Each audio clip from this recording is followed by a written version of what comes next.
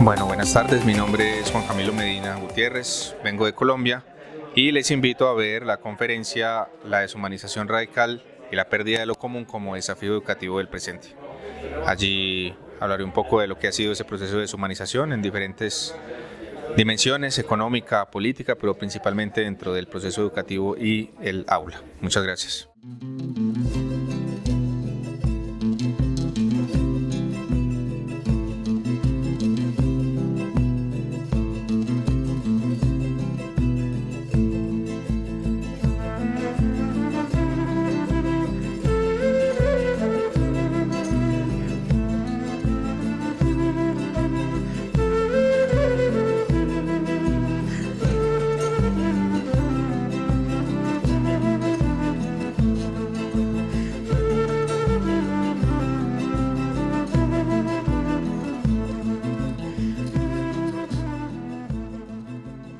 ¿Me escuchan bien? Sí, listo. Sí, dale, no hay problema. Bueno, en el video lo describo, ¿no? Lo describo un poco. Aparecían unas fotografías pues mías, en particular con mi familia, con mis hijos, con mi esposa. Y aparecía allí también sí, son bonitos, están pequeños, ¿no? Tengo una niña va a cumplir casi 2 años y un hijo de 9 meses. Aparecía ahí con ellos, bueno, pero en general está bien. Y habían dos fotografías en particular que quería comentar. Una, aparece un lugar que ahora último es bastante conocido en Colombia, que es la Comuna 13 de Medellín. No sé si han escuchado de ese lugar. Ahí crecí, ahí viví yo, he vivido pues gran parte de mi vida. Ahorita les cuento un poco por qué es importante ese lugar. Y apareció una fotografía mía, muy flaco, llegando junto con un compañero trotando a una parte alta de la ciudad de La Paz, en Bolivia. Ahorita les cuento también esa fotografía como que tiene. Y lo que quería centrar ahí era un poco qué es lo que lo hace a uno, ¿no? ¿Quién es uno? Más allá de lo que estudia, de lo que hace. Es sobre todo sus vínculos, ¿no? Sus seres amados, muchas veces más incluso que las decisiones que toma formalmente como laborales o formativas, es que son esas experiencias que lo atraviesan a uno y lo hacen tomar una identidad. Entonces en este caso ponía yo ahí pues a mi familia, a mi territorio y a esas decisiones que uno toma que lo van formando. Listo, entonces la Comuna 13 de Medellín es hoy uno de los sitios más turísticos de Colombia, yo diría que del mundo, y es reconocida como por algo que llaman transformación urbana, ¿no? Pasó de ser uno de los lugares más violentos de Colombia y por ende del mundo en su momento, ¿no? Y hoy es reconocido por una transformación que implicó infraestructura, arte callejero, etcétera. Y digamos que fue un símbolo en su momento de lo que llamó Álvaro Uribe la recuperación del territorio en Colombia, ¿no? Era un territorio que llevaba más de 2 décadas tomado completamente por las guerrillas, particularmente las FARC y el ELN, y ese fue como el símbolo de la política de seguridad democrática para asegurar que iban adelante con la recuperación de esos territorios estatales, y se dio allí la operación militar urbana más grande, creo que hasta la fecha, en América Latina, que implicó artillería pesada, tanques, helicópteros para esa retoma. Entonces es un lugar pues bastante conocido por ello. Y obviamente cuando uno crece en esos contextos pues se ve muy enfrentado a imágenes muy desgarradoras, ¿no? A una violencia muy fuerte y eso va marcando también las decisiones de vida que uno va tomando, ¿no? Cómo ve la vida. La otra imagen que aparecía llegando a Bolivia es otra gran decisión que tomé particularmente en cierto momento, y fue recorrer Suramérica trotando literalmente. Ahí estaba llegando después de 5 meses de trotar a La Paz, había arrancado desde Ushuaia en Argentina, y eso también me dio como la oportunidad de conocer muy a fondo una profundidad de América Latina que muchas veces no se ve. Relaciono esas dos situaciones porque tanto una violencia muy explícita que se vive en esos contextos de guerra, como la otra violencia que se ve en las ruralidades de extracción, de proyectos mineros, de dejar comunidades enteras sin agua, le hace pensar bastante a uno en pues, qué está pasando, ¿no? ¿Qué es lo que sucede? Por eso elegí también ese punto de entrada como un desafío educativo que, si bien es mío, creo que es un desafío de presente realmente, y es la deshumanización que está ocurriendo ahí entonces tenía los desafíos educativos del presente y si bien uno puede centrar, claro, la exclusión, la desigualdad, etcétera, creo que lo que hay de fondo y estamos asistiendo no solo en el sistema educativo, sino en general es una deshumanización muy fuerte. Y precisamente arrancaba aquí, quiero leer algo muy breve y es en Gaza, una activista gazatí escribía algo muy corto y decía: mi hermano pasó la noche cerca del centro de distribución de ayuda en Netzarim y esto fue lo que dijo cuando regresó. Me sentí como en un episodio del Juego del Calamar, a propósito que se estrena hoy lo otro, ¿no? Miles, decenas de miles duermen cerca de la puerta esperando el amanecer porque la cantidad de alimentos que se distribuyen es muy limitada. Llegué a las 2 de la madrugada y al amanecer un dron cuadricóptero se acercó a la multitud y habló en árabe entrecortado. Ahora vas a entrar para recibir la comida, hay un tiempo limitado. Todos deben marcharse antes de que se acabe. Todos deben respetar el tiempo. Todos se levantan, se quitan las camisas para convertirlas en bolsas improvisadas para latas de alubias y sacos de arroz. Un empleado de la empresa estadounidense hace señas con la mano para que la gente entre. La gente entra corriendo y gritando. Parecía el día del juicio final. Entramos en un gran patio rodeado de vallas de hierro y allí se encuentran el arroz, el aceite, el azúcar y el chocolate que la gente necesita. Y como las provisiones solo pueden alimentar a unos cientos de personas, el patio se convierte en algo parecido a una arena de gladiadores romana. Quien pierda, su familia dormirá hambrienta esta noche. Cuando se acaba el tiempo, el cuadricóptero vuelve de nuevo, ordenando a la gente que se retire y abandone el patio inmediatamente. Nadie escucha, todos están ocupados recogiendo comida del suelo. Vi a una mujer y a su hijo recogiendo granos de arroz mezclados con arena, vertiéndolos en un saco que llevaban. Entonces, un tanque israelí toma posición en una colina cercana que domina el punto de distribución. Abre fuego contra la multitud. La gente grita y corre. Nadie se preocupa por los demás. Pasan por encima de los cadáveres alcanzados por las balas. Todos intentan sobrevivir. Ese relato que pues parece bastante descarnado es en realidad lo que se está viviendo y estamos viviéndolo todos los días con imágenes en nuestras pantallas. Y ahí la pregunta que podíamos hacer no era pues ¿qué está sucediendo hoy de diferente también, no? Porque se han dado ese tipo de procesos en la humanidad, pero es la primera vez que se están dando en vivo y en directo y además están siendo ya no televisados, están siendo por streaming directamente enviados a nuestras pantallas. Y ponía estas dos fotografías que son fotografías de Vietnam, que fue precisamente la primera guerra televisada propiamente. Y esas dos fotografías son pues, bastante reconocidas, una es la ejecución de Saigón y la otra se llama La niña del napalm.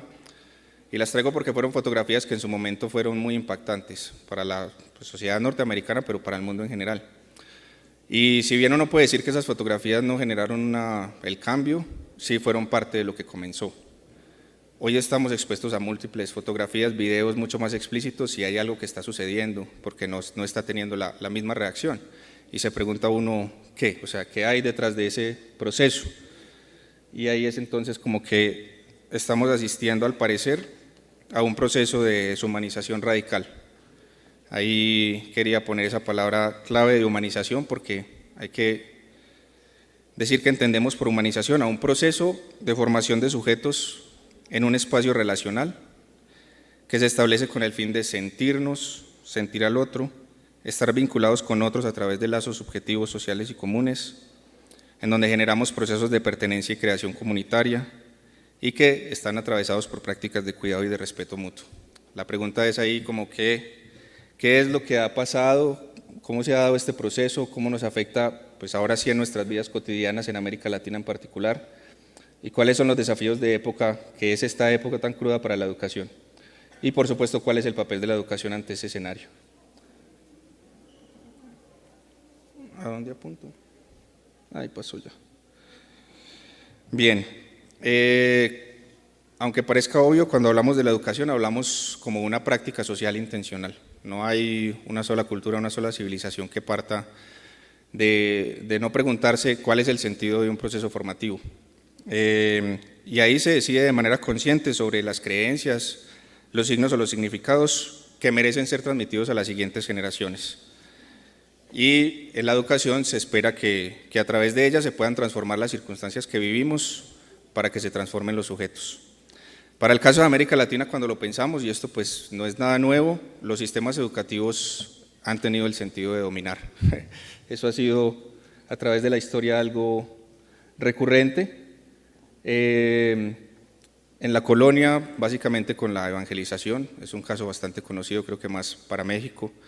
Después, durante el periodo de la formación de las repúblicas, a través de la clave de civilizar, y ahí ponía la portada de un libro de Civilización y Barbarie, que en este caso es de Argentina, pero este proceso de que los sistemas educativos respondieran a civilizar se repitió en toda América Latina.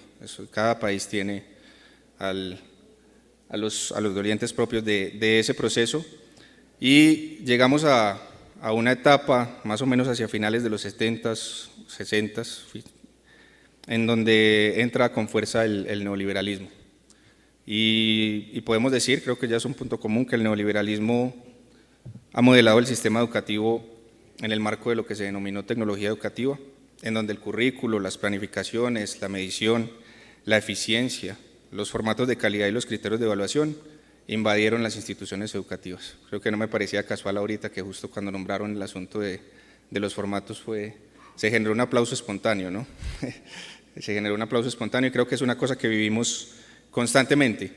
Incluso se puede ver en los momentos en lo que llaman agenda pública o los medios de comunicación. Voy a poner el caso particular de Colombia, que el tema se vuelve a poner en agenda cada vez que llegan los resultados de las pruebas internacionales, ¿no? Entonces, el último momento en que se generaron en Colombia, creo que para el año pasado, 2024, en este caso las pruebas PISA, es ahí donde todos los medios de comunicación empiezan a poner el tema en la agenda. El resultado fue los recortes de los periódicos, todos decían: Colombia se raja en educación, ¿qué está pasando con esto, que no avanzamos? Creo que es un lugar común en toda América Latina cada vez que pasa esto. Y incluso el presidente Petro lo que dijo era que era una evidencia del fracaso del sistema educativo. Cuando consultan a los expertos alrededor de qué es lo que pasa ahí, siempre señalan hacia un punto, y es que dicen que a pesar de que se ha mejorado la cobertura, que se ha mejorado en cierto sentido los salarios, no sé qué tan cierto o no, de los docentes, la infraestructura, el gran tema faltante es la calidad. Casi siempre redunda alrededor de ese término, el qué es lo que está pasando, y uno puede ver una semejanza muy sorprendente con los discursos de hace 30 años ya, de cuando entró el neoliberalismo en América, y casi que puede tomar una foto de lo que dicen los expertos hoy y lo que se diagnosticaba en los 90s y sigue estando en el mismo marco. Parece un discurso común. Hay mayor calidad, hay mayor cobertura, tenemos retos, pero en últimas todo es la calidad, y la calidad se traduce en que hay que formar mejores maestros, en que hay que subir ciertas cuestiones que creo que ya son cosas que pues son bastante conocidas. Bueno, es muy extraño, ¿no?, que con 30 años, 35 años un discurso no cambie, a pesar de que las sociedades se transforman, y creo que ahí está el asunto, y es que detrás de la calidad lo que hay es más que un simple cambio que apunte a formas laborales o a formas de trabajar. Lo que se instala realmente con el neoliberalismo es una cierta forma de producir nuevas formas subjetivas y relaciones sociales. Entonces, cuando hablamos del neoliberalismo no lo podemos tampoco reducir a un terreno educativo, es un proyecto total. El neoliberalismo en América Latina vino de la mano y eso es explícito, ¿no? Muchas de las dictaduras en América Latina fueron quienes inauguraron las reformas neoliberales. En otros casos fue en la apertura de la democracia, pero de todas maneras también venían con una apertura económica que abría los territorios a la privatización, a la inversión extranjera. Creo que ya son puntos muy comunes. Entonces, realmente detrás del neoliberalismo hay un proyecto de deshumanización, en últimas también, y que se moviliza, creo que sí es esta. Iba con una diapositiva detrás, no la veo bien ahí, si quieren mirarlo un momento. Se moviliza a través de una violencia o de diferentes formas de violencia, algunas más explícitas, otras menos, y precisamente una violencia encarnada, lo que llamamos una violencia encarnada, que es precisamente toda esta violencia de Estado, toda la doctrina de seguridad nacional, y que en América Latina, además en países muy concretos como Colombia y México, posteriormente coincide con el ascenso del narcotráfico, y es que estamos expuestos constantemente a escenarios de violencia vívida, muy fuerte. Se moviliza una violencia económica y política, o podría llamar también una estructural, y es que de la mano de la desregulación, el FMI y el Banco Mundial prestan a los países a cambio o a condición de achicar el Estado con todo lo que eso significa, ¿no? Pérdida de derechos, pérdida de recursos, privatización de servicios, privatización de derechos como la salud, la educación, etcétera, y en últimas también precarización, ¿no? No te puedes emplear de una manera fija, no te vinculan, no tienes derecho a una seguridad, estás todo el tiempo fragilizado en tu economía. Y un tipo de violencia que es particularmente importante, que es lo que llamamos una violencia sutil, creo que estaría aquí.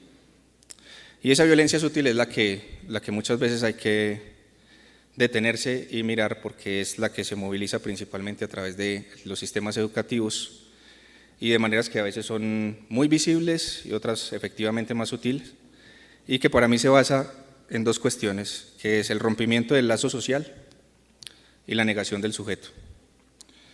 La ruptura del lazo social es una marca registrada, podría decirse así, de las políticas de educación superior, y se traduce, en la categorización de los docentes, que se traduce en pagas adicionales, el subastamiento de proyectos institucionales, la lógica de diseños curriculares que se implanta, los sistemas de evaluación cuantitativos, son estos puntos que ya también pues, bastante conocemos, y en el aula de clase particularmente en el centramiento del currículo como inamovible del espacio didáctico, en donde la transmisión se centra en la información, la historicidad de esos códigos informativos y donde la realidad no se puede discutir y queda por fuera.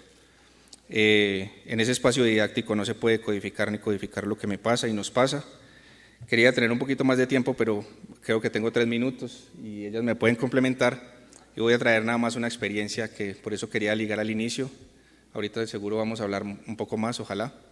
Y es que cuando era niño y vivíamos en medio de esa retoma militar y paramilitar de la comuna, yo asistía en ese momento a la escuela y me gustaban mucho las ciencias sociales. Y me acuerdo que me gustaba dibujar a los presidentes que teníamos en el aula de clase, teníamos cuadros o figuras de ellos. Me aprendía los nombres, me aprendía y memorizaba las fechas en las que habían sido sus mandatos, qué había sucedido más o menos en líneas generales con ellos. Y cuando estaba sucediendo eso, de repente llegaban y nos decían que nos teníamos que ir para la casa rápido, que iban a venir a recogernos porque habían declarado un toque de queda o estaban en ese momento iniciando las balaceras, y lo que hacían era como llevarnos inmediatamente a la casa. Ahí se quedaba la cuestión. Nunca se discutió qué relación tenían esos presidentes con esa violencia que vivíamos. Nunca se discutió qué tenían que ver las ciencias sociales con eso que nos estaba aconteciendo. No hubo un enlace entre la información que nos estaban contando y eso que estábamos viviendo, y a eso creo que es el mayor ejemplo de cómo la realidad se deja por fuera de las escuelas, ¿no? Cómo los problemas acuciantes se dejan por fuera en nombre de centrar una información que se debe dar, que se debe cumplir por unos tiempos en determinadas épocas, y que los problemas reales que están viviendo pues los niños en ese caso, pero que estamos viviendo todos, quedan por fuera de la escuela por temor, por evasión, por desconocimiento, pero muchas veces precisamente por cumplir con criterios de calidad y eficiencia. Entonces, bueno, ahí dejaría. Tengo más, pero aquí dejamos. Muchas gracias. Gracias, doctor Rojo, por esa idea bonita de hacer la presentación del currículum video grabado. Muy lindo, es porque conocemos un poquito más. Pero antes de darle la palabra a Andrea, según la indicación del doctor Rojo, a mí me corresponde hacer una moderación de articular, de vincular la palabra de Juan Camilo con la palabra de Andrea, pero sobre todo con las prácticas y las relaciones didácticas en nuestras aulas y con la nueva escuela mexicana. Entonces, quisiera retomar 3 puntos que trajo Camilo en un contexto general. Lo que hace Camilo es construir una categoría como deshumanización radical y la construye a partir de una mirada de la guerra, de una mirada del ambiente bélico que vivimos, fundamentalmente después de los 70, pero icónicamente el 11 de septiembre, ¿no? Con las Torres Gemelas y todo lo que ocurrió después. Entonces, sí Gaza, pero él también habla de Colombia y también habla del narco, ¿no? Y yo quiero agregar una anécdota que la conversábamos con el doctor Rojo y los compañeros, no en este estado, no voy a hablar, pero sí en otro estado, donde los compañeros maestros estaban en una reunión como esta, con una autoridad federal, y le preguntaban, pero ¿cómo se construye problemas de la realidad? Que es un poco de la violencia sutil, otra categoría que vivimos en las escuelas donde la realidad no entra. Entonces le preguntaban, bueno, ¿cómo se hace un currículum con el currículum sintético y el currículum analítico que entrega el gobierno? ¿Ah? Porque ya no hay un currículum programático tan claro. Y entonces las autoridades le decían, bueno, ustedes pedían libertad, pues ahora tienen que construir el problema desde donde viven. Pero los maestros que no estamos acostumbrados a hacer eso, sino a seguir un currículum, no podían hacer eso y preguntaban, ¿dónde me enteré de cuáles eran los problemas graves en ese estado? En el baño. Cuando fui al baño, las maestras que estaban en el baño entraban y salían y comentaban entre ellas las veces que las tuvieron que cambiar de lugar porque el narco las perseguía o porque había problemas con el narco. O de los padres que tenían problemas porque estaban con niños en la escuela con consumo. Probablemente no pasa en este estado. También me contaron de un director que tenía que avisarle al narco que iba a hacer modificaciones en la escuela. ¿Okay? Todas estas son experiencias nuestras, no de Colombia solamente. Entonces, ¿qué significaría tomar esto en la nueva escuela mexicana? Develar lo existencial. Quiere decir que la vida que vivimos todos, porque el tema de la violencia sutil, padres alcohólicos, madres que sufren, padres golpeadores, familias disfuncionales, narcos, niños que quieren ganar dinero y quieren ser políticos o narcos, el tema de los youtubers que invaden las escuelas, eso es parte de lo que hay que trabajar en la construcción de un problema de la realidad concreta que no está en el currículum que manda el Estado, pero que la nueva escuela mexicana da la posibilidad de construir el problema con los niños, con los padres y con nosotros que también transitamos ese problema, aunque tengan 3 años. Y como bien decía el doctor Rojo, el problema se puede tomar después desde cualquier disciplina, porque se rompe la disciplina, porque la realidad rompe la disciplina. Entonces quería traer esto tan interesante, tan fundamental que trae Camilo en esa categoría de la deshumanización radical. Y la segunda cuestión, la centralidad del currículum parametral como violencia sutil que desconecta a los sujetos de la realidad. Y ese quizás es uno de los problemas que tenemos que revisar porque ocurren en términos epistémicos, metodológicos y didácticos. Así que gracias Camilo y le damos la palabra entonces a Andrés.